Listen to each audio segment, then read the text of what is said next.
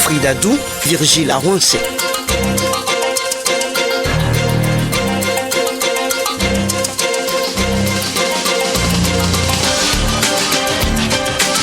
Bonjour à tous, bienvenue. Le budget de l'État exercice 2017, mis en exécution depuis le 1er janvier dernier, ne quitte plus l'actualité. Et pour cause, il connaît de nouvelles mesures fiscales qui font grincer des dents. Mais ces complètes sont-elles justifiées? Sur le grand renouveau aujourd'hui, nous recevons un technicien fiscaliste, Romuald Avougnanson. Depuis 2009, il est consultant fiscaliste de la CEDEAO sur le programme de réforme fiscale et douanière, premier président du moins de l'association professionnelle des experts fiscaux du Bénin. Monsieur Romuald Avougnanson, bonjour, bienvenue. Merci. Avec vous, nous parlerons plus globalement de mobilisation de ressources pour le financement du budget du programme d'action du gouvernement. Nous évoquerons aussi les PPP. Mesdames, Messieurs, vous avez bien compris, nous parlerons impôts et finances surtout aujourd'hui. Bienvenue à tous. Dites-nous, Monsieur Avougnanson, quelle est votre appréciation plus globalement du budget de l'État exercice 2017 du point de vue fiscal? Merci, Monsieur Bienvenu. Virgile. Monsieur Virgile, je vous remercie pour l'opportunité que vous me donnez de m'exprimer sur votre antenne sur le budget 2017. Mon appréciation globale est que c'est un budget ambitieux de par le montant qu'il affiche en recettes prévisionnelles, plus de 2000 milliards. 2010 milliards. 2010 milliards précisément. Il est très ambitieux et il comporte également un certain nombre de mesures fiscales, à charge bien entendu pour les contribuables que nous sommes, et également d'autres mesures dont nous allons certainement discuter au cours de cette émission. Justement, l'une de ces mesures-là, c'est la taxe sur les voitures. Cela a fait grincer les dents, je le disais tantôt, au moins 20 000 francs CFA et 60 000 francs CFA, ça va jusqu'à 60 000 francs CFA pour les voitures de grosses factures. Et ça, je le disais tantôt, eh bien, les Béninois s'en plaignent presque, M. Avougnanson. Oui, à juste titre, parce que c'est vrai que les montants qui sont prévus au titre de cet impôt sont assez élevés, de 20 000 francs à 60 000 francs, en fonction de la puissance fiscale de la voiture, 7 chevaux à 15 chevaux. Il faut reconnaître que cet impôt vient réparer une injustice qui existait parce que les entreprises titulaires de véhicules de tourisme comportant moins de 10 places assises payaient cet impôt. Et donc cette loi vise juste à imposer les personnes physiques privées qui ne payaient pas du tout de taxes au titre des véhicules de... Mais ces voitures de tourisme par rapport au parc national, c'est très négligeable. C'est vrai que c'est négligeable, mais ce n'est pas rien. Nous sommes dans un contexte où les ressources fiscales sont rares et l'État, dans la mise en œuvre de sa politique, dispose de ce droit-là de légiférer en instituant des impôts et taxes. Forcément, il y a un impact social, c'est-à-dire que les contribuables qui n'étaient pas habitués à payer cette taxe, du coup, se retrouvent dans une situation où il faut payer. Et on est face à une situation où il faut obéir, en fait. Est-ce qu'on est déjà dans la trop forte pression fiscale comme l'évoquent de plus en plus les Béninois, notamment sur les réseaux sociaux, dans les discussions? Est-ce que, à comparer avec les budgets antérieurs, les budgets des régimes antérieurs, est-ce que l'option désormais c'est beaucoup plus mobiliser les ressources auprès des Béninois comme on le croit, plutôt que tendre la main à l'étranger, au bailleur? Il faut reconnaître une chose, ce budget ne prévoit pas beaucoup de mesures sociales. Il n'y a pas beaucoup d'exonérations prévues au titre au bénéfice des contribuables de revenus moyens. Mais le taux de pression fiscale reste encore faible dans notre pays. Malgré ça, malgré l'institution de ces impôts et tout, le taux de pression fiscale reste faible dans la mesure où nous sommes encore au Bénin à un taux de pression fiscale de 14%, alors que dans la sous-région, nous avons des pays comme le Sénégal qui est déjà à un taux de 19%. Le Togo à côté a un taux qui dépasse même le taux du seuil recommandé par l'UEMOA, qui dépasse le taux de 22%. Le Togo est actuellement à un taux de 22%. Le taux normal, c'est combien? 20%. Le taux recommandé par la communauté sous-régionale. Voilà, c'est un taux de 20%. Aujourd'hui, le Togo a dépassé ce taux. Le Burkina est autour de 17%. Et je l'ai dit tantôt, le Sénégal est à 19%.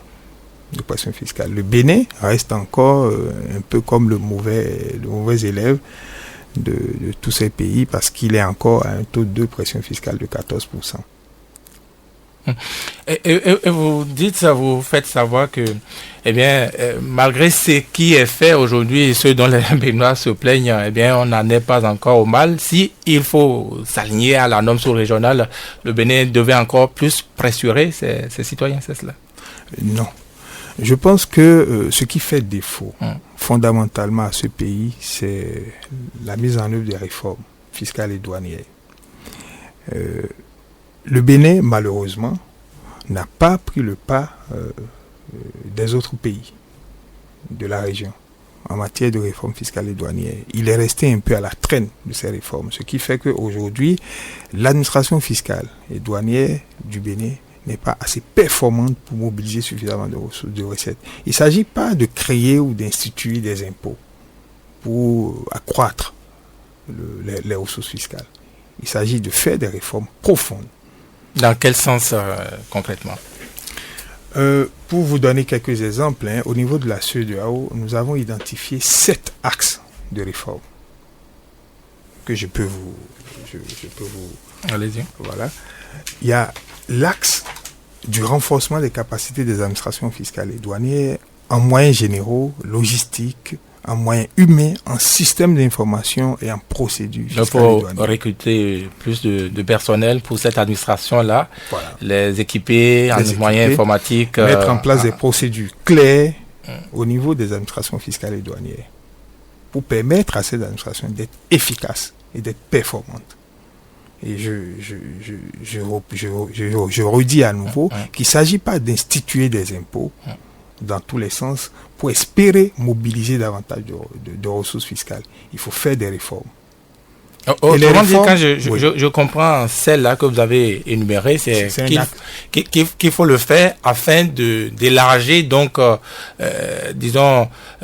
l'effectif de ceux-là, ceux qui vous allez, on peut percevoir donc les impôts. Non, l'axe dont j'ai parlé tout à l'heure consiste en fait à renforcer la capacité des administrations fiscales et douanières. Oui, il faut les doter de moyens plus humains. De performance pour aller certainement plus loin. Voilà, il faut les doter de moyens, il faut les doter de procédures pour leur permettre d'être efficaces.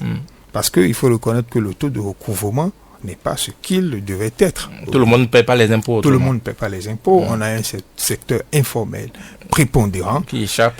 Voilà. Et quand on analyse bien, on se rend compte que c'est 20% des entreprises, 20% des contribuables qui payent 80% des impôts. Donc on a un secteur informel prépondérant.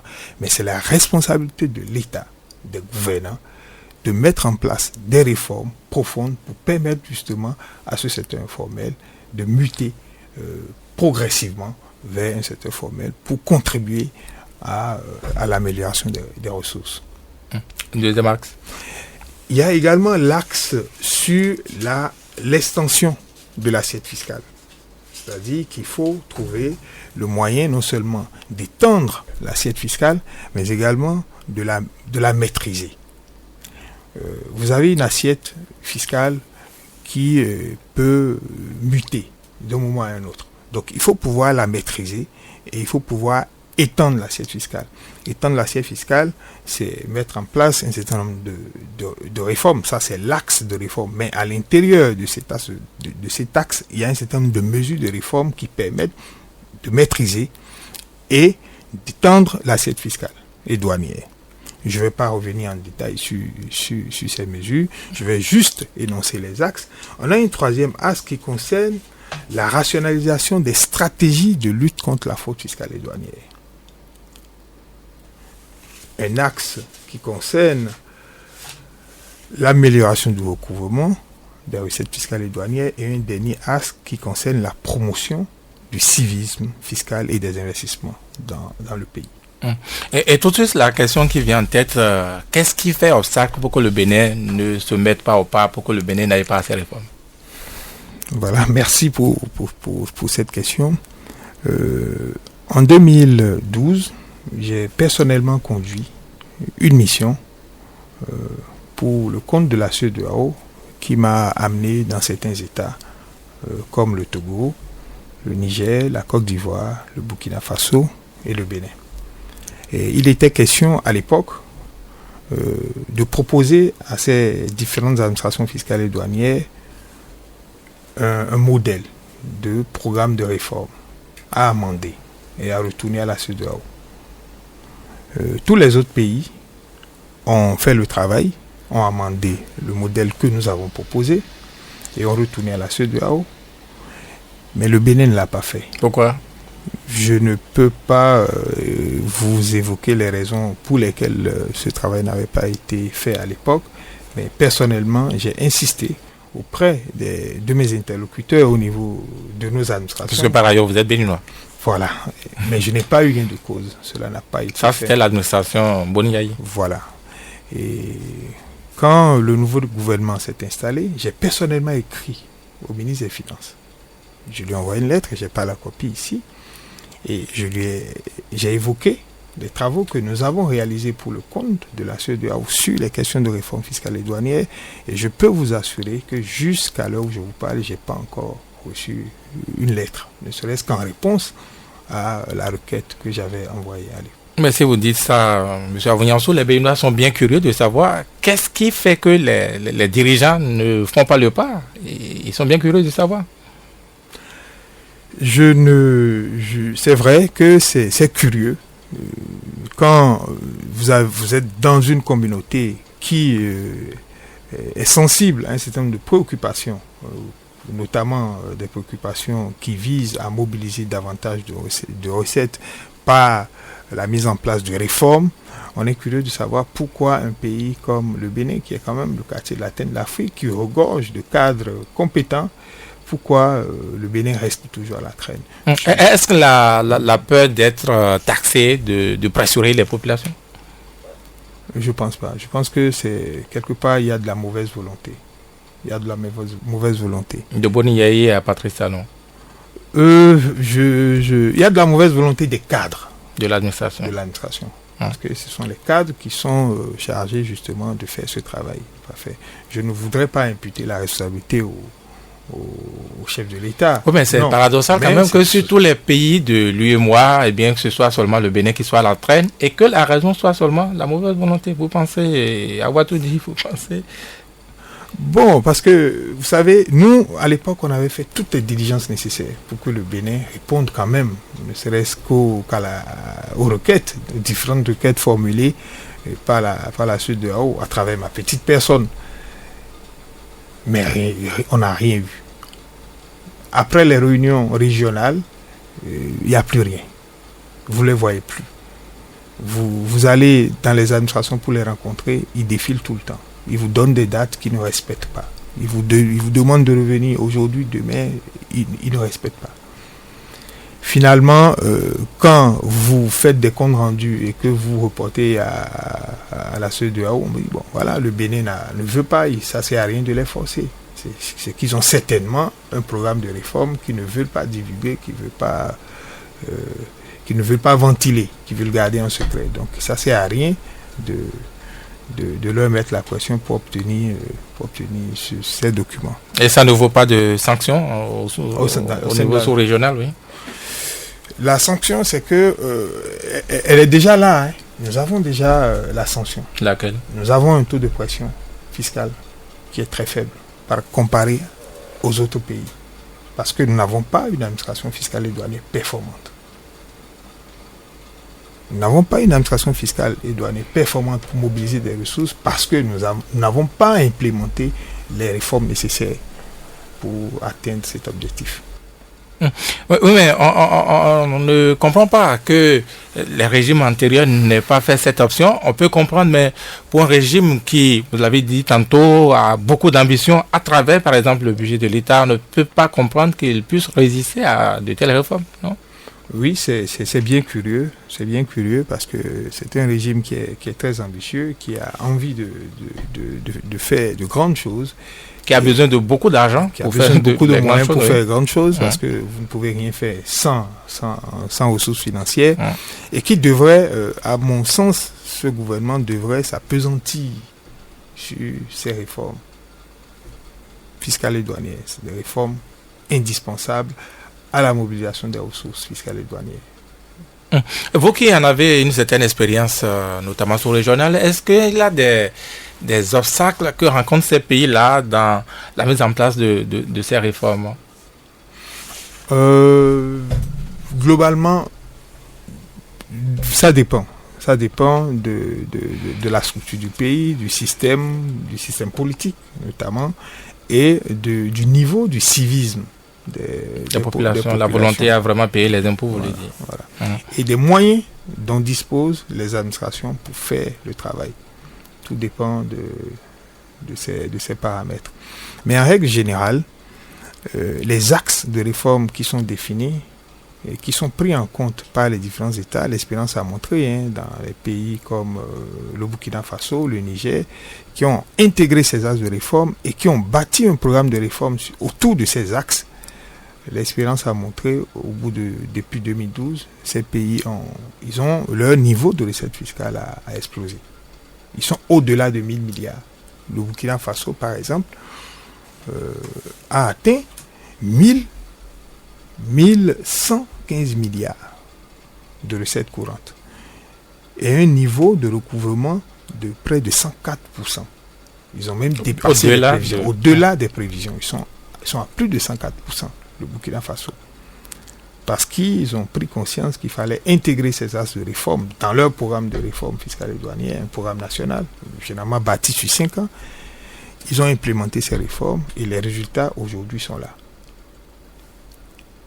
Mais est-ce un défaut de volonté politique qui explique d'abord, disons, sur cette mauvaise performance du Bénin?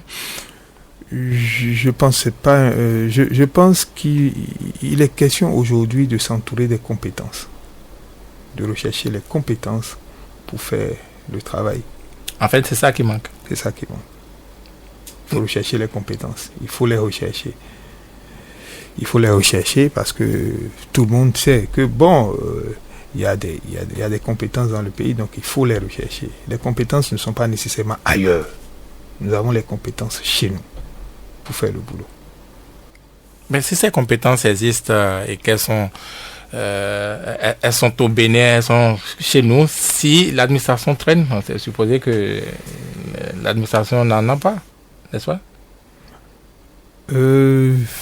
Pas forcément. L'administration, vous parlez de l'administration douanière ou oui, fiscale. bien sûr, voilà. Exactement.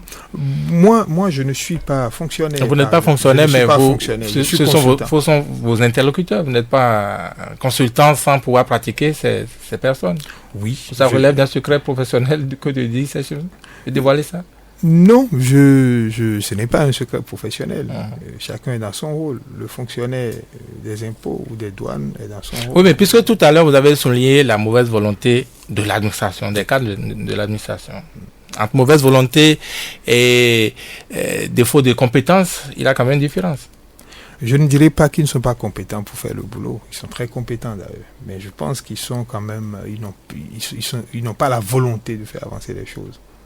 Je ne peux pas expliquer ici les motivations. Oui, mais est-ce qu'au-delà de la volonté des cadres, il n'y a pas une volonté supérieure, la volonté politique qui manque? Certainement.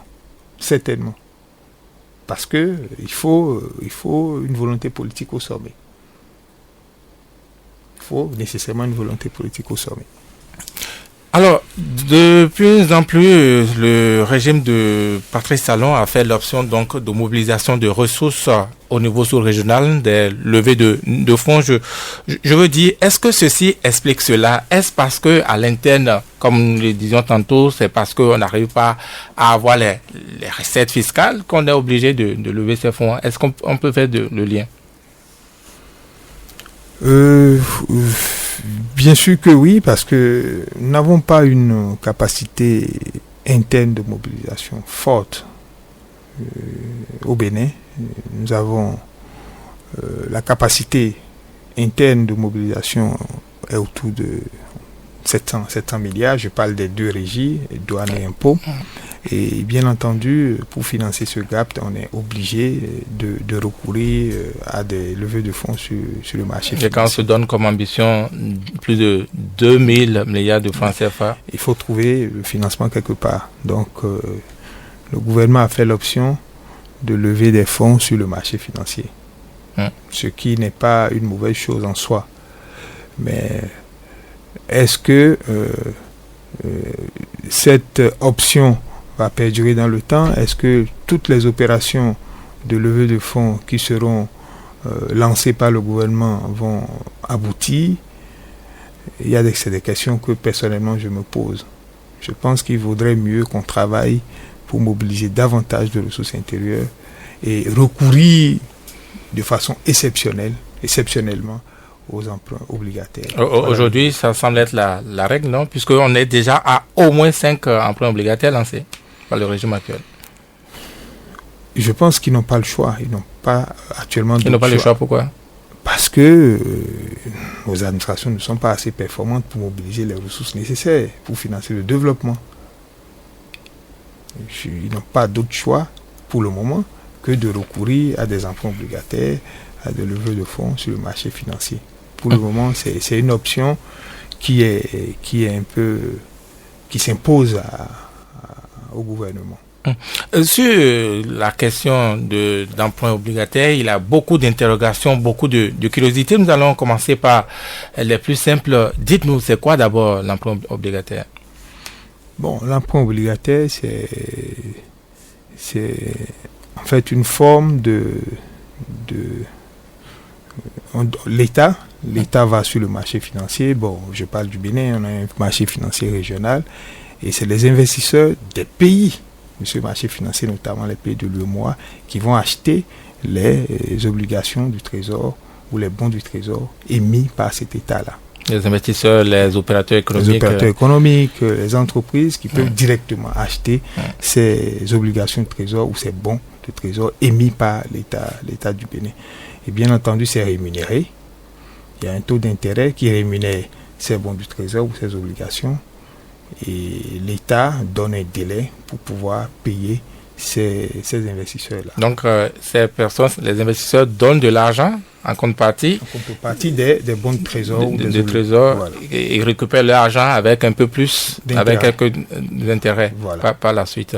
Oui. Mais cette option, est-ce que ça ne comporte pas, disons, des inconvénients pour le pays qui l'a fait?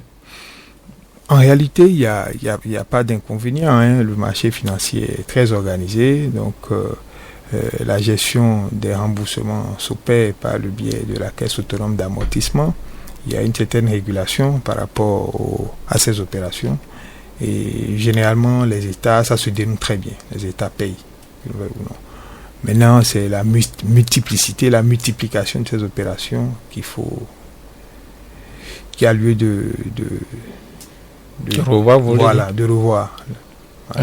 Il vaut mieux les limiter pour ne pas se retrouver dans une situation de surendettement. Et il est dit aujourd'hui que les 2 derniers emprunts obligataires émis par le Bénin ont échoué puisque le Bénin n'a pas pu recouvrir tout ce qu'il entendait recouvrir. Oui, c'est ce que je n'ai pas vérifié, mais c'est ce que j'ai appris aussi. Et comme je l'ai dit tantôt, la recherche de financement sur le marché financier n'est pas extensible. Il peut arriver que vous lancez une opération de recherche sur le marché financier et que vous n'ayez pas satisfaction parce que à un moment donné le marché peut devenir frileux, il peut y avoir des situations internes au pays, une situation politique ou des crises politiques ou même des crises sociales qui font que les investisseurs deviennent réticents. Et même quand vous lancez des obligations de trésor, des bons de trésor, ils sont réticents pour les acquérir, pour vous permettre d'avoir le financement nécessaire dont vous avez besoin. Ils sont réticents parce qu'ils ont peur de pouvoir recouvrir donc leur investissement? Oui, la réticence est liée notamment à la peur ou à la crainte de ne pas rentrer en fait dans son investissement, dans ses fonds à terme. Parce que le pays, à un moment donné, présente des risques. Mais ce n'est pas encore le cas au Bénin. Ce n'est pas encore le cas, dites-vous, mais pourtant les 2 derniers émis ont eu de problèmes. Est-ce que cela suppose que les prochains ne sont pas forcément frappés de peur que malgré ces 2 échecs, ça peut encore recommencer normalement pour le Bénin? Les prochaines opérations pourraient se solder éventuellement par des succès. Vous savez, le marché financier est évolutif. Il est évolutif. C'est vrai que ça change beaucoup, ça change, et on ne veut pas dire que une opération a échoué aujourd'hui, que demain qu'elle peut ne pas prospérer. Est-ce que les causes sont à chercher aussi dans la sous-région? Est-ce que le contexte, l'environnement sous-régional, ces derniers temps ont expliqué l'échec de ces emprunts obligataires? C'est des éléments à prendre en compte. C'est des éléments d'analyse à prendre en compte par les spécialistes. Et ils sont à même de nous indiquer les raisons pour lesquelles les dernières opérations d'emprunt n'ont pas connu un succès. Je pense que les analyses sont mieux. Les analystes des marchés financiers sont mieux outillés pour éclairer l'opinion publique sur ces échecs. Et dans un tel contexte avec de tels résultats, en principe, qu'est-ce qu'un pays comme le Bénin, je veux dire, les dirigeants, qu'est-ce qu'ils devraient pouvoir faire, par exemple? S'il y a des échecs répétés, je pense qu'il va falloir revoir le mode de financement de notre développement. Ne plus aller aux emprunts obligataires? Ne plus forcément aller aux emprunts obligataires. Est-ce que la répétition, une succession d'emprunts obligataires, est-ce que ceci n'a pas expliqué cela? Je ne saurais le dire. C'est des éléments d'analyse, comme je l'ai dit tantôt. Je ne saurais affirmer de façon péremptoire que la succession des opérations de lancement sur le marché financier a contribué à l'échec de ces 2 dernières opérations. Je ne saurais le dire de façon... Quand on fait une analyse comparative avec le Nigeria, par exemple, qui connaît une situation économique assez difficile, comparé au Bénin, le Nigeria, j'allais dire, dans le même temps, a fait quand même la même opération de levée d'emprunt de fonds, d'emprunt obligataire, et a eu plus de succès que le Bénin. Comment ça peut s'expliquer, M. Abrignasso? Bon, déjà, il faut dire que la situation du Nigeria, la situation qui prévoit au Nigeria a impacté fortement la capacité de mobilisation des ressources du Bénin. Parce que vous n'êtes pas sans savoir... Le Bénin a payé pour ça? Non, je veux dire que la situation qui prévoit actuellement au Nigeria, la chute de la monnaie, la chute du cours du pétrole, c'est des éléments qui ont impacté l'économie béninoise, qu'on le veuille ou non, et qui a affaibli sa capacité de mobilisation de ressources. Il faut reconnaître que à l'interne. Et le Nigeria est entré en fait actuellement dans une phase presque de récession. Mais il faut espérer dans quelques mois, dans quelques années, une reprise de l'activité. Et l'économie du Bénin devrait en principe s'adapter, faire des réformes internes et pouvoir prendre le pas au moment où le Nigeria va connaître la relance économique. Donc, je pense que tout ça, rien de tout ça n'est fait pour le moment. C'est-à-dire qu'il faut trouver aujourd'hui le moyen d'arrimer notre économie à celle du Nigeria. Ce qui suppose qu'il faut développer des industries de petite transformation, il faut produire des biens et services nécessaires pour le marché nigérian. Parce que quand cette économie va décoller, le Bénin va rester à la traîne parce que il n'y a pas eu de réformes nécessaires en interne pour accompagner la relance économique qui va bientôt s'opérer au Nigeria. Puisque vous l'évoquez, mais quelle est la malédiction qui frappe le Bénin pour que depuis des générations, ce que vous venez de dire, arrimer l'économie du Bénin à celle du Nigeria, que ça soit juste chanter sans jamais pouvoir concrétiser la chose? Oui, c'est vrai, c'est dommage pour notre pays parce que nous avons à côté un voisin, le Nigeria, qui a quand même une population très forte. Ils sont à 180 millions d'habitants. C'est un marché vaste, un marché énorme.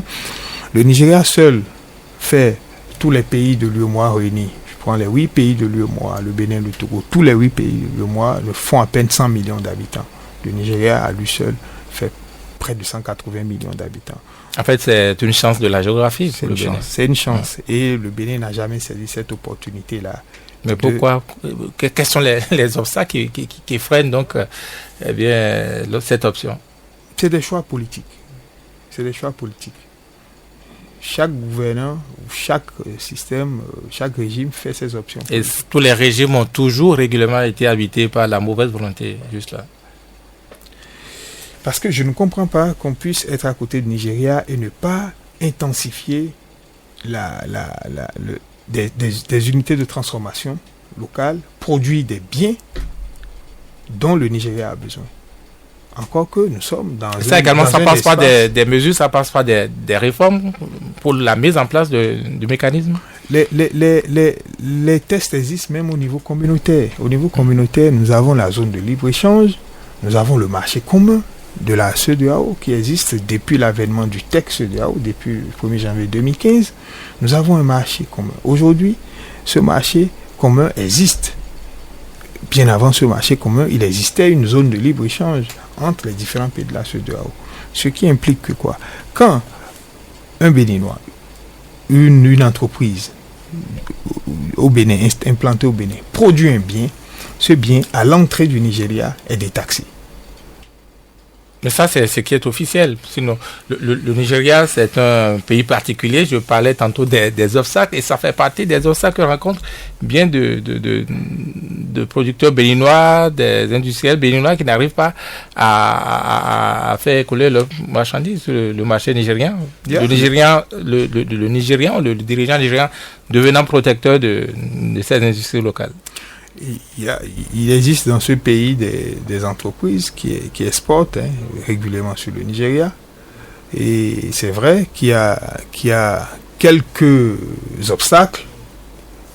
Vous avez les postes douaniers, le rançonnement organisé au niveau des postes douaniers, en fait, constitue des obstacles qui seront progressivement levés. On ne peut pas empêcher cela parce qu'on est on sait bien comment ça se passe, mais il faut dire que les tests existent au niveau communautaire et que lorsqu'une unité implantée au Bénin produit un bien, cette unité a la possibilité de l'exporter facilement sur le Nigeria. Il y a un certain nombre de conditions à remplir. Il faut avoir un agrément de la CEDEAO qui certifie que le bien est un bien d'origine, donc produit dans la zone. Et dès que vous avez cet agrément, il y a également au niveau du pays dans lequel vous voulez exporter, notamment le Nigeria, il y a également un certain nombre de conditions à remplir. Il y a des conditions de qualité, il faut avoir un agrément auprès des structures qui sont chargées de certifier de la qualité des produits. Dès lors que vous avez réuni toutes ces conditions, vous pouvez exporter les biens que vous avez produits sur le Nigeria. Et à l'entrée du Nigeria, vous avez un tarif préférentiel qui vous est appliqué parce que le bien est produit sur le territoire, sur un territoire de la région, qui est le Bénin. Mais est-ce que dans le concret, il n'est pas en réalité difficile de commercer avec le Nigeria? Non. Pour des raisons de barrière de langue, pour des raisons de comportement, tout simplement du citoyen nigérian qui est forcément différent donc du citoyen béninois ou des autres citoyens? Bon, l'anglais, c'est la langue, c'est la langue du commerce, c'est la langue des affaires. Et quand vous voulez faire des affaires, Vous aurez dû passer par des classes d'anglais. Que ce soit vers le Nigeria ou d'autres pays, vous êtes bien obligé de vous documenter, de vous doter d'un certain minimum en anglais. Parce que ce soit au Nigeria ou ailleurs, vous êtes bien obligé de parler anglais parce que l'anglais, c'est la langue des affaires. C'est la langue des affaires. La langue, a priori, n'est pas une barrière parce que vous pouvez prendre des personnes, vous pouvez vous entourer des personnes ressources pour vous accompagner dans tout le processus de négociation et tout. Et vous pouvez même vous faire assister par des cabinets, et toute cette structure-là qui peut vous accompagner si vous avez bien entendu la volonté de faire des affaires avec le Nigeria. Je parlais de la volonté politique ou du choix politique tout à l'heure par rapport à cet arrimage-là, parce que il revient à l'État de développer des unités de transformation industrielle. C'est une politique qu'on peut mettre en place. À travers quoi? À travers des mesures spéciales d'allègement de telle chose, des mesures d'avantage pour tel ou tel domaine, c'est cela? Oui, il faut encourager la création des unités agroalimentaires, par exemple. Il faut leur octroyer des facilités fiscales et douanières. Il faut les accompagner, il faut les suivre, il faut les aider. Il n'y a pas que nécessairement l'argent, il y a l'accompagnement, il y a un certain nombre de choses techniques et tout, pour permettre à ces unités de produire des biens aptes à être consommés par le marché nigérien. Mais le Nigeria, pour ceux qui ont fait l'expérience, d'aucuns relèvent que même l'administration nigériane est un obstacle, bien souvent. À mon avis, parce que je connais un peu quand même le Nigeria, je connais Abuja, je connais Lagos, les Nigériens, c'est des gens très courtois. L'administration nigériane n'est pas une administration fermée. Vous avez par contre au Nigeria, au niveau peut-être de la police ou de la douane, il y a quelques, ça c'est partout, l'administration nigériane n'est pas une administration fermée aux étrangers. Je ne pense pas. Je connais des hommes d'affaires, je connais des industriels qui ont régulièrement fait du commerce avec le Nigeria et qui se sont même enrichis en faisant du commerce avec le Nigeria. Et les obstacles qu'ils ont rencontrés, il y en a. Il y a la barrière à la langue, il y a un certain nombre d'obstacles, tout. Mais il faut s'entourer des ressources humaines nécessaires pour... Mais dans les affaires, ça coûte un peu plus cher. Oui, mais tout a un coût. Tout a un coût. Il faut les intégrer. Il faut intégrer ces coûts à ce que vous voulez faire et avancer. Parlons à présent du programme d'action du gouvernement. Eh bien, ce programme a été lancé à grande pompe et s'est montré aussi ambitieux que le budget de l'État exercice 2017, ce que nous avions évoqué tantôt. Est-ce qu'on peut dire que les obstacles, tout comme les avantages contenus dans ce budget, on peut reporter cela sur le programme d'action du gouvernement? Quelle est votre appréciation globale de ce programme pour le Bénin? Le programme tel qu'il est conçu, tel qu'il est structuré, à mon avis, est assez cohérent. Il est cohérent et moi, ma seule source d'inquiétude, c'est son financement. Encore une fois. Voilà. Je reviens toujours sur la question du financement du programme parce que c'est un programme très ambitieux. Il nécessite plusieurs milliers de milliards et il faut pouvoir trouver les ressources pour financer ce programme. Trouver les ressources. Et selon vous, où trouver les ressources, c'est la grande question. Le gouvernement a fait l'option du partenariat public-privé qui est également un mode de financement. On va l'évoquer encore particulièrement tantôt. Oui. Voilà, qui est un mode de financement qui permet à une autorité de faire appel à un prestataire privé pour financer et gérer un équipement qui contribue au service public.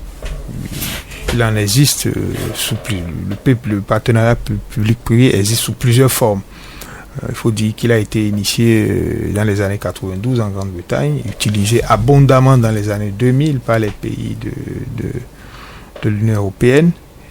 Mais de plus en plus, ce mode de financement qui est un mode de financement a priori très simple, parce qu'il permet de financer un investissement tout de suite par le privé, de plus en plus, il est décrié.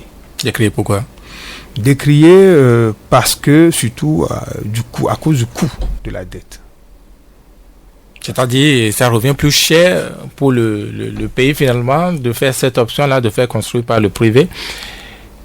Forcément, ça revient plus cher. Ça revient plus cher parce que quand vous faites financer par le privé un équipement qui contribue au service public, tout de suite, vous avez l'équipement, vous avez le bien, vous avez l'immobilisation, mais vous payez dans le temps. Et généralement, vous payez sur de très, très, très longues durées. Et en 2014, si on peut aborder, la commission de loi du Sénat aux États-Unis a publié un rapport qui dénonce la formule du partenariat public-privé en les qualifiant de bombe à retardement. En les qualifiant de bombe à retardement, la Haute Assemblée évoque les effets néfastes, notamment pour les générations futures, en particulier en raison des loyers dont doit s'acquitter l'autorité publique pendant plusieurs années. Est-ce que finalement, à cause de ces obstacles-là que d'autres ont vécu ailleurs sous d'autres cieux, il faudrait ne pas aller sur cette voie-là, il ne faudrait pas faire cette option, l'option des PPP, ou il faut s'en méfier, il faut en tenir compte? On peut faire l'option des PPP, des partenariats publics-privés. Ce n'est pas mauvais en soi, mais il faut savoir l'utiliser avec parcimonie. Il faut l'utiliser avec parcimonie. L'option des PP, comme je l'ai dit, c'est pas une mauvaise option. On peut l'envisager pour un certain nombre d'investissements, pour un certain nombre de projets, mais pas forcément pour tous les projets. Il y a une loi qui est censée encadrer. Et le Bénin est doté de cette loi désormais. Voilà, il existe une loi au Bénin. Ce que moi je demanderais au gouvernement, c'est de faire en sorte que ces lois soient respectées. Ces lois soient respectées et que les procédures de passation de marché public, d'appel d'offres soient transparentes. La loi elle-même, elle est bonne, il n'y a pas une loi qui comporte globalement 77 articles. Dans sa structuration, dans la forme, à mon avis, elle ne présente pas... Justement, si je pose la question, est-ce qu'elle a pris en compte les problèmes rencontrés par les autres pays qui, avant le Bénin, ont fait l'option des PPP? Quand je l'ai parcouru, j'avoue que ils ont pris en compte un certain nombre de choses, notamment les procédures de passation. Il faut s'assurer d'abord que le prestataire privé à qui l'État veut confier la responsabilité de financer un bien qui concourt au service public, qu'il a les compétences pour le faire. Et il faut également faire une étude pour voir si le coût de l'investissement est réaliste et voir apprécier ce que l'État paye dans la durée. Donc ces éléments globalement ont été pris en compte en théorie. Maintenant, il faut voir si dans la pratique la loi sera respectée, parce que nous savons tous comment ça se passe au Bénin. Il y a eu des affaires, vous en avez certainement entendu parler, le dossier Morpho 10 au niveau de l'aéroport, où c'est un projet qui doit être réalisé sous la forme d'un partenariat public-privé, et beaucoup ont estimé que la loi n'a pas été respectée parce que les procédures de passation des marchés publics n'ont pas été respectées. Et ça, c'est ce qu'il faut craindre en fait dans la mise en œuvre des PP, la violation de la loi dont le Bénin s'est doté pour organiser, pour gérer ces partenariats publics-privés. C'est ce qu'il faut craindre. Et qui sont ceux-là qui sont bien souvent sollicités pour disons, investir dans les PPP? Quels sont les investisseurs? Parce que bien souvent, quand on parle de PPP, on voit tout de suite l'étranger, l'investisseur étranger, je veux dire. Oui, parce que financer un équipement public qui concourt à un service public nécessite beaucoup de moyens. Et c'est même dénoncé C'est dénoncé parce que les partenariats publics-privés font la part belle aux grands groupes. Et les PME sont laissés pour compte. Parce qu'ils n'ont pas, ils ne disposent pas de surface financière. De surface financière pour réaliser les investissements que l'État demande dans le cadre du partenariat. Donc, les petites et moyennes entreprises sont généralement laissées pour compte dans ce partenariat. Les petites et moyennes entreprises pour un territoire comme le Bénin, c'est ce de quoi il est rempli. Ça veut dire que ça pourrait aller au détriment des Béninois, des nationaux, c'est cela, vous le dites? Oui, il n'y a que les grands groupes qui disposent de moyens suffisants pour financer les investissements de grande envergure. Et même quand il y a des entreprises nationales qui disposent des ressources financières pour le faire, elles n'ont pas forcément les compétences nécessaires. Donc, si elles doivent encore faire appel à des compétences extérieures, ça va coûter plus cher. Ça va coûter encore plus cher à l'État. Et généralement, les États préfèrent faire appel à ces grands groupes pour réaliser ces projets dans le cadre du partenariat public-privé. Et quelles sont les garanties de succès donc, de ces genres d'opérations? Quelles sont les garanties dont veulent s'entourer d'abord ces partenaires-là avant de vouloir faire s'engager dans un pays dans le cadre des PPP? La garantie première, c'est la crédibilité de l'État que vous avez en face de vous. C'est lui qui demande de financer un équipement. Et tout de suite, le Bénin est crédible? Bon, a priori, oui. Les indicateurs pour le moment sont bons. Les indicateurs sont bons. Le Bénin n'est pas encore en faillite. Les indicateurs sont bons. Il y a eu des opérations, comme on l'avait dit tantôt, d'emprunts obligataires sur le marché financier qui ont réussi. D'autres ont échoué. Et pour le moment, le Bénin reste encore crédible. Et s'il demeure crédible, forcément, s'il y a des projets dans le cadre du partenariat public-privé, s'il y a des investisseurs qui sont intéressés, ils viendront. Parce que j'ai lu dans un numéro de Jeune Afrique, il y a, je crois, 1 ou 2 mois, un appel à manifestation d'intérêt pour réaliser un projet dans le domaine touristique. Et il était question que les entreprises intéressées de par le monde déposent leur dossier de manifestation d'intérêt pour réaliser le projet dont il est question. C'est un projet dans le domaine touristique qui porte sur la construction d'un centre commercial, d'un hôtel de près de 3000 places, et ainsi de suite. Je n'ai pas les détails ici. Donc, je ne sais pas à quel niveau se trouve le dossier présentement. Je ne sais pas quelles sont les entreprises qui ont soumissionné, qui ont manifesté leur intérêt. Donc, tout dépend de la crédibilité de l'État. Et je précise également que un investisseur, c'est d'abord un homme d'affaires. Quand il apporte son argent dans un projet, c'est qu'en amont qu'il a fait des études et qu'il s'est assuré qu'en mettant son argent dans un projet, il va le rentabiliser dans un certain délai. Ma crainte par rapport à ces projets, c'est que le gouvernement ne trouve pas en face de lui des personnes privées très intéressées, je précise, pour entrer dans ce partenariat, parce que généralement, ils feront des études eux-mêmes.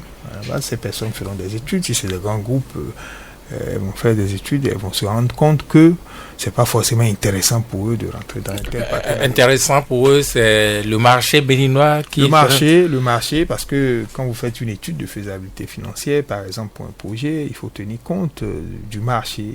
Est-ce que... Mais là, est-ce qu'il faut tenir compte seulement du marché local? Vous avez parlé tantôt du Nigeria. Si il a des infrastructures touristiques au Bénin, ça peut amener même du monde de l'extérieur, non? Comme les Béninois aujourd'hui vont au Ghana, par exemple. Oui, c'est possible. Mais l'investisseur qui rentre dans le cadre, en fait, qui est intéressé par un projet de PP, fait ses études, bien entendu, en tenant compte de toutes les possibilités que la région ou la zone lui offre, en fait. Donc, si ces études sont concluantes et qu'il estime qu'il peut investir, il investira. Et d'autres investissements qui étonnent, par exemple les grandes infrastructures routières, comment l'investisseur entre par exemple dans son investissement? Bon, je l'ai dit tantôt, il y a plusieurs modes et tout. Ça peut se faire sous la forme de délégation de services. Si c'est une route qui a été construite dans le cadre d'un partenariat privé, je ne peux pas a priori dire comment c'est négocié à la base. Ça peut se faire. Tout de suite, ce qu'on voit, c'est le péage, c'est seulement au niveau du péage. C'est ce qu'on voit tout de suite, mais il faut même parfois aller au-delà. En dehors du péage, l'État qui a demandé à une entreprise privée ou à un privé de construire une route peut payer des loyers. C'est ce que je disais tantôt, sur une très longue durée. Évidemment, il ne paie pas que le loyer, il paie le loyer plus des intérêts. Parce que le privé qui a financé une route est allé chercher l'argent quelque part. Donc, c'est comme s'il est allé chercher l'argent quelque part et il vend en quelque sorte ce financement contre une plus-value. Et que dit de la garantie politique? On imagine ça également, ça doit être très important pour l'investisseur. Oui, la garantie politique est nécessaire, indispensable même dans le cadre de ce partenariat public-privé. La garantie que l'État donne, une garantie généralement à première demande, et quand l'État est crédible et solvable, il n'y a pas de raison de remettre en cause une telle garantie. L'État peut donner la garantie de payer. C'est une garantie à payer. Oui, mais quand on est dans le cadre du Bénin avec un régime, avec à sa tête un président qui dit par exemple qu'il va faire un seul mandat, est-ce que ça, ce n'est pas de quoi être frileux pour un investisseur qui se dit certainement que son investissement ne va pas être sécurisé après lui? Oui, c'est possible. C'est possible parce que, bon, un mandat, c'est vrai que pour un investisseur, il y a la question de sécurité de l'investissement qui se pose. Et il faut aussi reconnaître qu'il y a des précédents qui peuvent constituer une entrave au privé, en fait, à la manifestation des privés dans ce genre de partenariat. Les précédents, c'est quoi? C'est-à-dire quand vous avez un gouvernement qui s'est installé et qui a remis en cause un certain nombre d'actes pris par le précédent gouvernement, un investisseur a des craintes que le nouveau gouvernement remette en cause, si c'est des acquis, que le nouveau gouvernement vienne remettre en cause un certain nombre d'acquis. Et comment ça se corrige? Je ne saurais le dire, c'est-à-dire que il faut éviter... Parce que ça fait partie des grandes garanties quand même que veulent les investisseurs avant de s'engager. Ils veulent avoir la garantie que leur investissement va être sécurisé. Et qui seront payés. Voilà. Et la sécurité, ça passe par ça passe par l'assurance que les contrats ne vont pas être remis en cause. Oui. Voilà, c'est exactement ce que je disais. Je dis qu'il faut éviter de remettre en cause des actes posés par l'ancien gouvernement. Oui, mais ça ne tient pas que de la volonté. Est-ce que la loi actuelle l'a prévu ou il faut une loi pour asseoir cette garantie-là? Il n'y a pas de loi qui prévoit... il n'y a pas de loi. En réalité... Il n'y a pas de loi qu'on ne puisse même remettre en cause non plus. Non, toutes les lois peuvent être remises en cause. Toutes les lois, parce que la loi, c'est le fait des hommes, donc ça peut évoluer. Ça peut évoluer, donc elle peut être remise en cause. Et un investisseur, tant qu'il n'a pas la garantie que son investissement sera sécurisé, s'il a la crainte que dans 5 ans, un autre président de la République viendra remettre en cause un tel ou un tel contrat, il ne sera pas très enchanté pour venir investir chez vous. Alors, j'ai envie de vous demander, M. Romuald Davouin-Yansou, quand on a dit tout ça, comment vous appréciez globalement donc le PAG alors, puisque c'est avec tous ces inconvénients, avec toutes ces garanties, avec toutes ces menaces là en même temps qu'on est parti? globalement, on en est à quoi? Est-ce que il a la possibilité, vu le contexte aujourd'hui, de pouvoir lever ces obstacles-là et de pouvoir vraiment mobiliser les plus de 10 000 milliards dont il est question pour les 5 ans à venir? Je disais tantôt que le PAG est très ambitieux, mais il faut se donner les moyens de le réaliser. Sur la table, nous avons quoi? Nous avons le partenariat public-privé, nous avons les levées de fonds sur le marché financier et nous avons les ressources intérieures. C'est ce que nous avons. Nous n'avons que ça. Il est à espérer que le gouvernement trouve les ressources nécessaires pour financer son programme. Mais personnellement, mon avis sur la question de financement, je ne mise pas beaucoup sur le succès des partenariats publics-privés. Je ne mise pas. Ah oui, pourquoi? C'est des raisons qui me sont intimes. C'est des raisons qui me sont personnelles. Des raisons de garantie. Les garanties ne sont pas... Ce qu'on a évoqué tout à l'heure, les remises en cause, le contrat, il y a tous ces éléments. Et la levée de fonds sur le marché financier n'est pas extensible. Je pense qu'il vaut mieux travailler. Il vaut mieux travailler sur des réformes profondes au niveau des administrations fiscales et douanières pour mobiliser des ressources. Mais ça ne porte pas non plus ces grands projets. Oui, voilà. Et ne compter accessoirement que sur les partenaires privés pour un certain nombre d'infrastructures et la levée de fonds pour venir en appoint de façon ponctuelle à un certain nombre de besoins de l'État. Ça, c'est plus réaliste. C'est plus réaliste, à mon avis. Parce que les réformes, quand vous allez les implémenter dans vos administrations, elles sont pérennes. Elles sont pérennes et ça vous permet de mobiliser à terme et sur une longue durée et pendant longtemps des ressources pouvant vous permettre de financer aisément votre développement. Les autres solutions qui existent et qui ont été expérimentées de par le monde ne sont pas mauvaises en soi. Je vais parler du partenariat public-privé et des levées de fonds.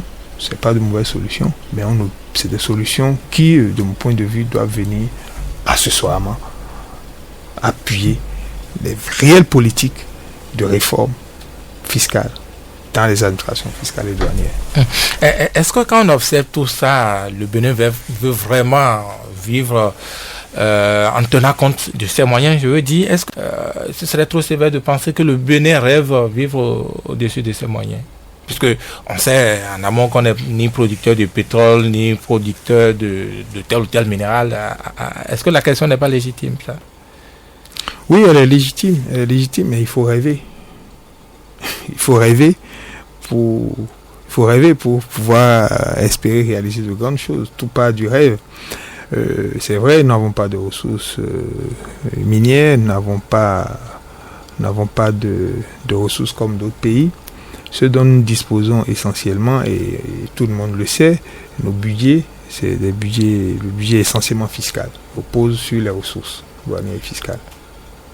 Et raison de plus pour travailler sur la performance de ces administrations-là.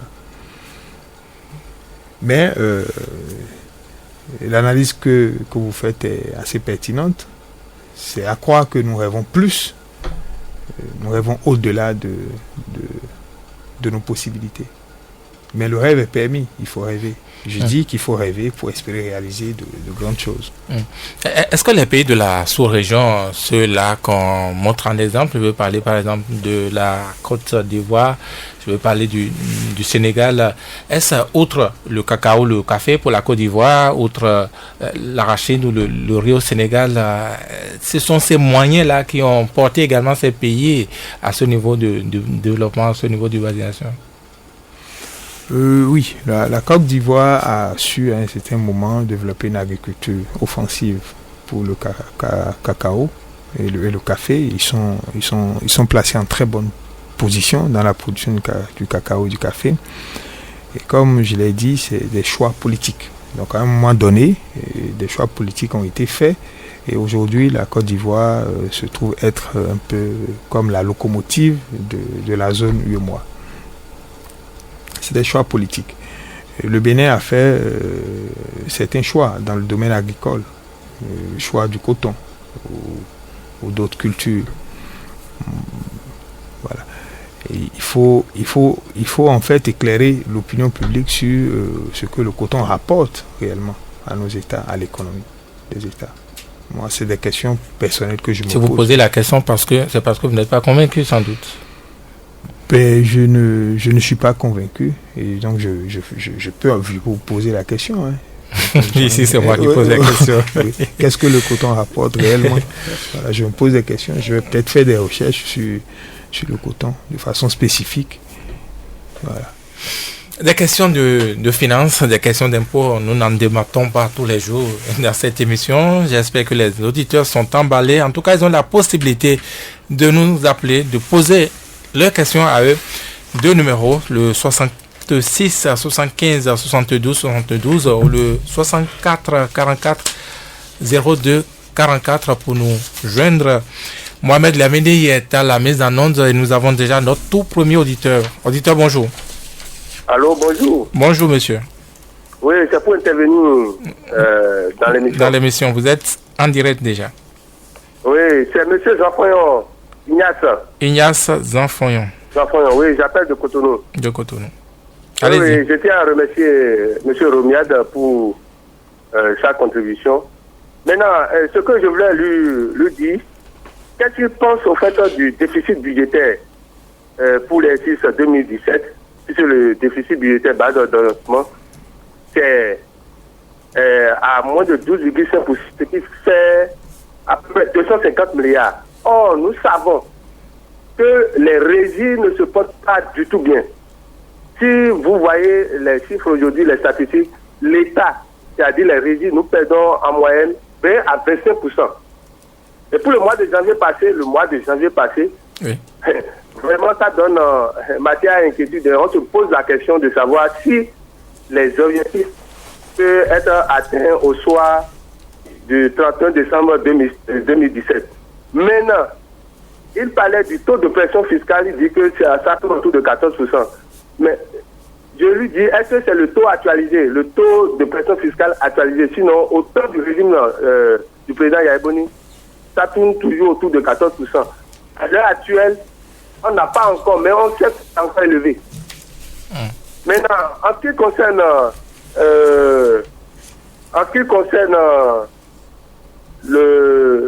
toujours au niveau des régies, je voulais lui demander, est-ce que l'option que le gouvernement a eu à faire, c'est-à-dire l'option budgétaire pour qu'il y ait résilience sur le plan économique, est-ce que c'est une bonne option? Puisque dans les pays où il y a crise, nous constatons qu'ils ont fait l'usage de deux institutions monétaires. Qu'est-ce que lui il en pense? Reprenez cette partie-là, M. Ignace Zanfoyon. Reprenez cette partie-là, la dernière phrase. Oui. Je dis, oui. L'option que le gouvernement a eu à faire pour qu'il y ait résilience sur le plan économique, pour que nous puissions nous en sortir au fait de cette crise-là, le gouvernement a fait l'option budgétaire. Est-ce que selon lui, avec cette option-là, est-ce que nous pouvons nous en sortir? C'est la question que je suis en train de lui poser. Puisque l'ensemble des... Il est parti, M. Ignace Robial. Je pense que vous avez perçu quand même sa question. Nous allons prendre le deuxième auditeur qui est déjà là. Bonjour, pardon. Le 64 44 02 44, le 66 75 72 72. Oui, déjà installé. Bonjour, monsieur. Comment allez-vous? Ça va très bien. Ok, c'est le jeune démocrate Innocent Pino Clégué. Bienvenue, Innocent. Ok, salut l'invité. Monsieur Vigilance, moi j'ai deux questions pour votre invité. Le chef de l'État dit qu'il va créer 5 000 emplois. C'est 500 000 emplois si je ne me trompe pas. Alors nous sommes aujourd'hui à 51 mois pour M. Patrick Talon. 51 mois. Selon vous, avec tout ce qui se passe, crise politique, par-ci, par-là, est-ce que c'est possible? Deuxième question. Sur le plan, dans le mois, on a fixé les fiscales, c'est-à-dire les impôts. Mais aujourd'hui, nous constatons que le gouvernement du nouveau départ a augmenté les taxes fiscales. Aujourd'hui, les conteneurs volailles ont augmenté le prix. Tout un conteneur aujourd'hui, ça coûte 3 millions. Selon vous, qu'est-ce qu'il faut faire? Troisième question. On a renvoyé les étudiants sur le campus. Alors, l'État dit, vous ne voulez pas organiser vos meetings sur le campus. Non, cette question, ce n'est pas propice pour cette émission. Vous avez vu, on n'a pas abordé du tout de sujet politique. Restez essentiellement dans ce que nous avons abordé, les différents sujets que nous avons abordés. Innocent Leclerc. Troisième auditeur, il est parti, me semble-t-il, troisième auditeur. La suite de Innocent Leclerc. Bonjour. Bonjour, ami auditeur. Allô? Oui, bonjour madame. Oui, bonjour monsieur Vigile. Comment allez-vous? Je vais bien chez vous. Ça va bien. Bonjour à votre invité. Bonjour. Madame Kaivi. Madame Kaivi, allez-y pour vos questions. Tout à l'heure, quand votre invité parlait, il nous qualifiait encore de quartier latin. J'aimerais lui demander, vu le retard, vu notre administration, le retard que nos administratives eux-mêmes s'imposent à eux-mêmes là, est-ce que nous continuons d'être le quartier latin? Eux, en tant qu'intellectuels, je veux parler de tous ces intellectuels ici au Bénin. Qu'est-ce qu'ils sont en train de faire pour que nous redevenions ce quartier latin qu'on était? C'est juste ma question. Merci d'être passé. Bon dimanche, Madame Kaivi. Quatrième auditeur, bonjour. Bonjour, Monsieur Vrigile Awanse. Bonjour, monsieur. Oui, je salue votre invité. Et vous salue aussi. Oui, vous salue aussi. Bonjour. Je m'appelle Ganrou Todé et Kanye, c'est moi. Écoutez, j'ai une question à poser pour votre invité et ma question sera différente. Évidemment. Il est parti, nous reviendrons, j'espère bien, avant l'heure. Ganrou Todé, Kanye. Allô? Vous êtes le cinquième, bonjour. Bonjour, votre nom s'il vous plaît. Oui, bonjour. Oui. Oui, mon nom c'est Jules Diossou. Oui, Jules Diossou. Oui. Je voudrais particulièrement remercier votre invité qui est venu quand même enrichir le débat et en abordant des questions quand même purement économiques. Et la question que je voudrais... Pardon? Rompre avec la politique, allez-y, monsieur Jules Diossou. Oui, la question que je voudrais poser, c'est la question de l'arrivage de l'économie béninoise à l'économie nigériane. Ce qu'on constate, on peut dire a priori, nous avons pratiquement les mêmes écosystèmes. C'est quoi vraiment la particularité du Bénin pour qu'on puisse faire des offres, qu'on puisse offrir des produits au marché nigérien? Parce que quand on regarde, on a du mal à savoir ce que nous, on peut apporter de spécial, de singulier au marché nigérien. C'est ça que je voudrais demander à votre invité. Merci beaucoup. Merci d'être passé, monsieur Jules Diossou. Sixième auditeur, bonjour. Allô, bonjour, vous êtes en direct. Bonjour, monsieur le journaliste. Bonjour, monsieur. C'est Jacques Colimédia depuis la frontière de Kraki. Bienvenue, monsieur Colimédia. Merci à vous. Bonjour, l'invité, monsieur l'invité. Bonjour. Et je vous ai écouté, mais seulement, je me sens offusqué par rapport à la facilité du commerce que vous avez tant prôné là tout à l'heure, entre le Nigeria et le Bénin. Au lieu que vous vous présentiez un peu sur l'endurance à travers ce commerce-là, vous avez dit que c'est facile de faire... Non, c'est pas si facile, monsieur l'invité. Nous savons ce que nous endurons actuellement à la frontière de Kraki. Vous êtes à la frontière justement, mais quels sont les obstacles? Vous pouvez nous renseigner déjà. Voilà, et ça je lui dis, je le fais comprendre. J'ai deux questions à lui poser. Voilà. La première question, je voulais lui demander à quand la libre circulation des personnes et des biens, quand prônée par la CEDEAO. Deuxième question, je voulais lui demander à quand l'inauguration et la mise en service des PCJ, c'est-à-dire postes de contrôle juste à poser, qui est posée actuellement à Kraki. C'est tout. Merci à vous, Jacques Colimédia, qui nous appelait de la frontière avec le Nigeria. Bonjour, septième auditeur. Allô? Oui, allô? Alors, votre nom, présentez-vous. Merci beaucoup, Achille Kouminassi d'Akro Misriti. Bienvenue. Merci. Alors, je dis bonjour à votre invité, je vous félicite de tout ce que vous faites. Je passe directement à ma question. On a dit un pays, un gouvernement, et une façon de développer le pays. Alors, lorsque nous observons ce qui se passe, nous voyons que notre gouvernement a fait une option, l'option de pressurer ces populations pour avoir un peu de moyens pour faire le développement. Est-ce que c'est seulement ça là, cette façon de mobilisation de fonds, est-ce que c'est seulement ça là qui est conseillé, ou bien il y a d'autres formes de mobilisation de fonds? Quelle étude a abouti à ce choix? Parce que vous-même, vous êtes dans le pays, nous sommes dans le pays, et tout le monde a le temps de constater ce qui se passe. C'est toute ma question. Merci beaucoup. Merci, Achille Koumenassi. 8e auditeur, 66 75 72 72, le 64 44 02 44, comme l'a fait cet auditeur, le 8e. Bonjour. Bonjour. Bonjour, c'est Garou Touré Kaye qui revient de l'année qui m'a lâché. Tout à fait. Voilà. Et je suis en train de je vais poser ma question. Et monsieur l'invité, ce qu'on mange aujourd'hui dans les marchés, vous voyez, j'ai appris que macaroni faux est sorti, riz faux est sorti.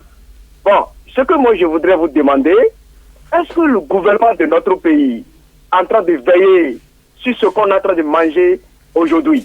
Deuxième préoccupation, j'ai appris que un billet de 12 000 francs est sorti. Est-ce que c'est vrai? Monsieur l'invité, dites-moi, c'était Garou Touré Kaye. À la prochaine. Merci d'être passé. Nous allons prendre à présent le 9e et probablement l'avant-dernier auditeur. Bonjour. Vous êtes en ligne. Bonjour. Oui, bonjour monsieur. Bonjour monsieur. Oui, on m'appelle Peter Robert depuis Fagne. Et bon, je prends notre budget qui est de 2 000 milliards. Et voilà que les recettes de notre poumon économique baissent considérablement de jour en jour. Je me demanderais, est-ce qu'un jour, nous n'allons pas commencer par payer les impôts, les taxes sur nos télévisions ou bien sur nos radios? Je vous remercie. Merci. Et nous allons prendre le tout dernier auditeur de la série. Bonjour. Auditeur en ligne, bonjour. Vous êtes le 10e et tout dernier aujourd'hui. Oui. Allô? Bonjour. Bonjour. Justin Essian depuis Kwaou. Justin Essian depuis Kwaou. Allez-y pour vos questions. Ma question est ceci. Est-ce que le contexte dans lequel nous sommes aujourd'hui, actuellement, nous permet de mobiliser ces 2010 milliards à l'interne de notre pays actuellement? C'est toute ma question. Merci, bon dimanche à vous aussi, Justin Essian. Nous allons alors revenir dans ce studio et donner réponse à ces différentes questions. Je vous suggère par exemple la dernière, celle de Justin Essian. Est-ce que le contexte actuel, le contexte celui du Bénin permet de pouvoir mobiliser réellement les 2010 milliards de francs CFA que le Bénin s'est donné comme budget pour 2017?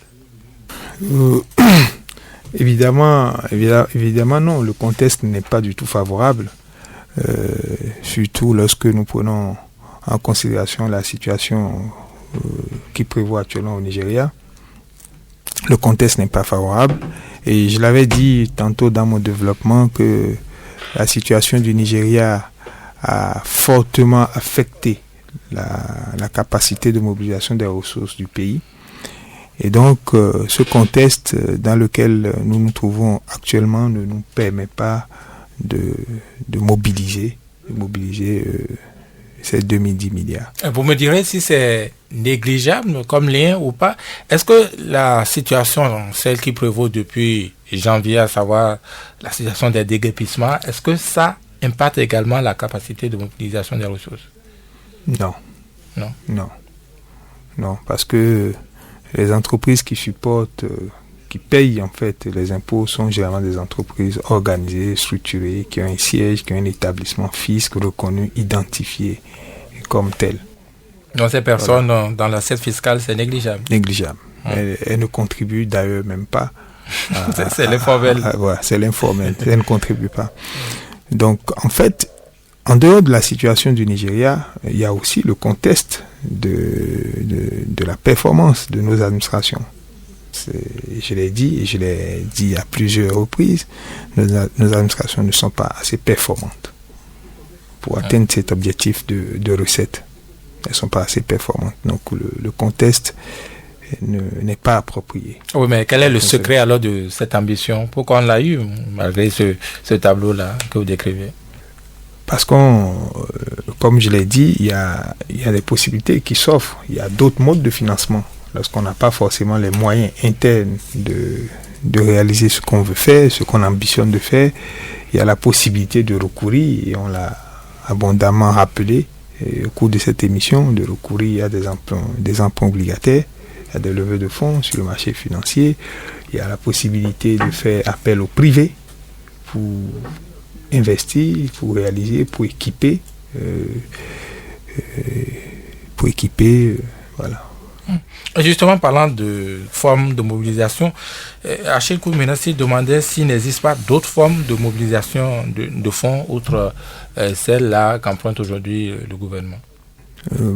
À ma connaissance, en dehors des levées de fonds et du partenariat public-privé, il n'existe, en tout cas à ma connaissance, il n'existe pas d'autres formes spécifiques de mobilisation de ressources pour financer le développement, les infrastructures, les équipements concourant aux services publics.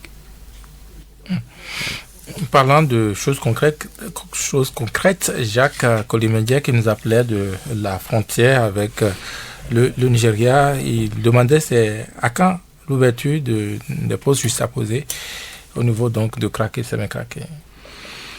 Bon, effectivement, il y a des postes juxtaposés qui ont été réalisés au niveau de craquer.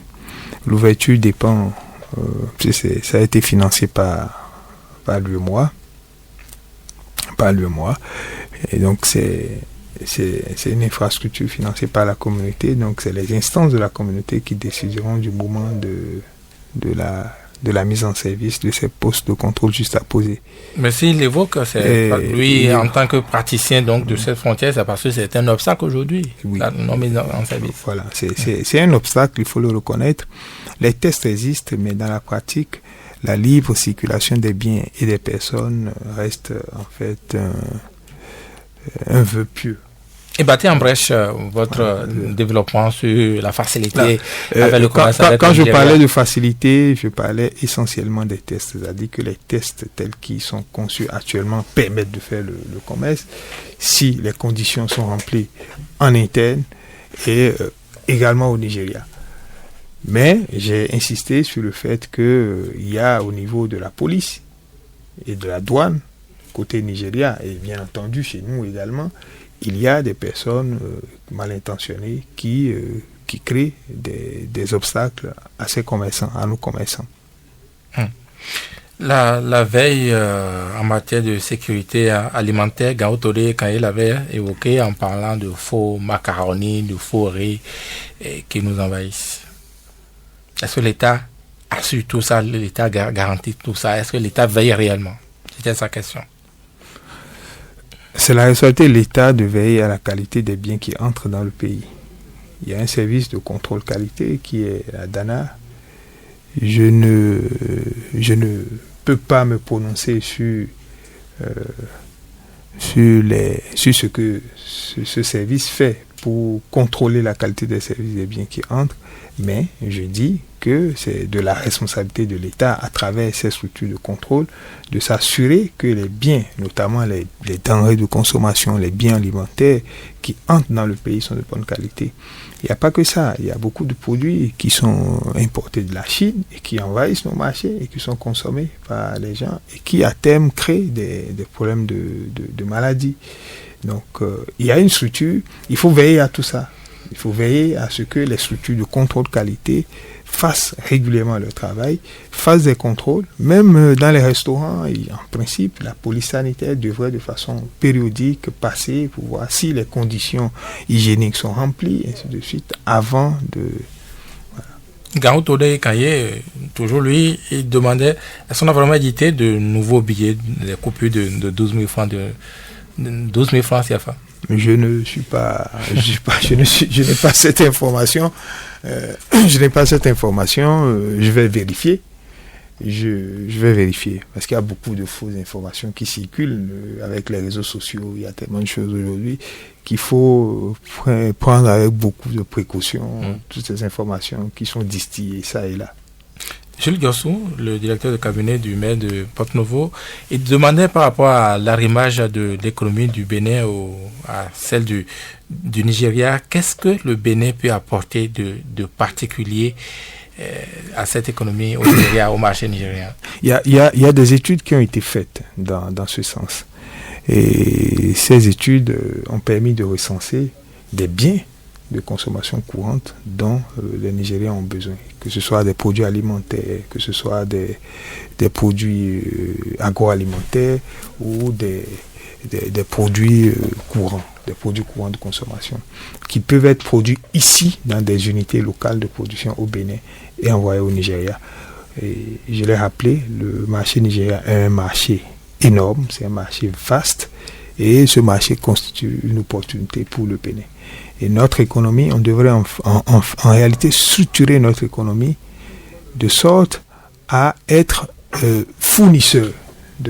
Notre pays devrait se positionner comme fournisseur d'un certain nombre de biens pour le Nigeria. Parce qu'au Nigeria, c'est vrai, il existe beaucoup d'entreprises, il existe beaucoup d'unités de production, mais le marché est tel, la demande est telle que la capacité de production du marché nigérien, cette capacité ne permet pas de couvrir tout le marché. Eh bien, 500 000 emplois au bout de 5 ans de gestion. Est-ce qu'avec les crises actuelles, les crises politiques à répétition, Innocent Atine-Oclédier demandait si cet objectif peut être atteint? Il faut être réaliste, c'est pas possible. 500 000 emplois, c'est ce que j'ai vu. 500 000 emplois. 100 000 par an. Il faut être réaliste, ce n'est pas possible.